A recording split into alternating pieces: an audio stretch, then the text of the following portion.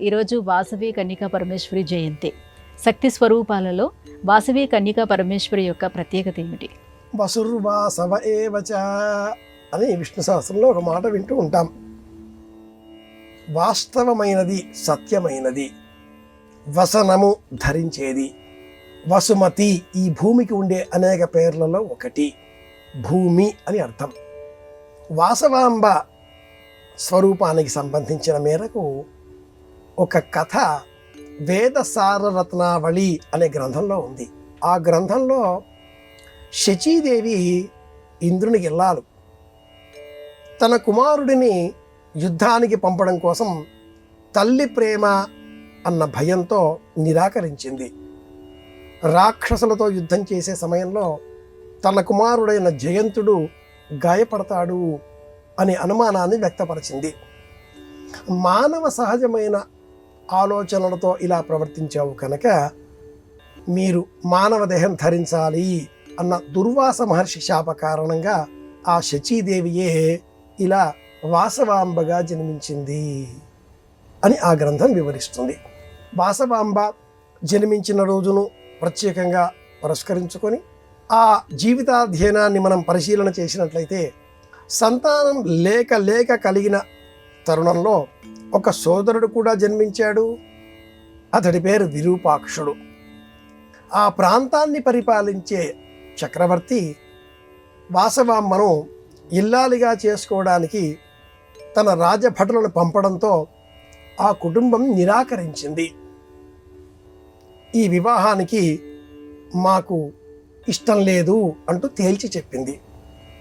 రాజు చక్రవర్తి అధికార బలం కలదు కనుక దండెత్తి రాగా ఆ యుద్ధంలో విరూపాక్షుడు అంతమయ్యాడు.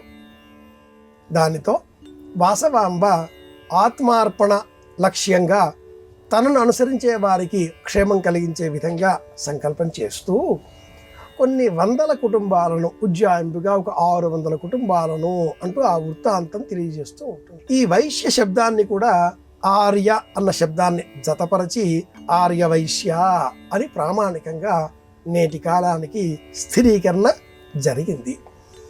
ఈ వృత్తాంతం ఎలా ఉన్నా ఇందులో మనం గ్రహించే అంశం ఏమిటి అంటే దేశం కోసం ప్రాణాలను అర్పించడం కీర్తిదాయకం. ప్రతి వ్యక్తికి తన జీవితం వల్ల వచ్చే ప్రయోజనం ఏమిటి అనేది తెలుసుకోవాలి అనే సందేశం ఈ వృత్తాంతంలో ఉంది. ఎవరికి ఏ విద్య వచ్చో, ఎవరు ఏ కళలో నిష్ణాతులో, ఎవరిలో ఏ నైపుణ్యం ఉంటుందో ఆ కళ, ఆ విద్య, ఆ నైపుణ్యం వాటిని వినియోగించి దేశోపకారకమైనటువంటి పనులు చెయ్యాలి. సమాజానికి మేలు కలిగించే పనులు చెయ్యాలి. నేను చెయ్యను అని జయంతుడు అనకూడదు. నా కుమారుడిని నేను పంపను అనే తల్లి ప్రేమను ఆ తల్లి కూడా చూపకూడదు. ఈ దేశం మనది, మనందరిది. ఈ ప్రపంచం మనది. ఈ భూగోళం మానవులమైన మనందరిది.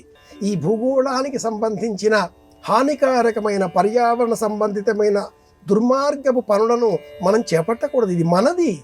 ఇలాంటి భావజాలాన్ని ఈ వృత్తాంతం ద్వారా మనం తెలుసుకొని పెంచుకోవాలి అనే సందేశం ఈ కథలో ఉంది. ఇది విషయం.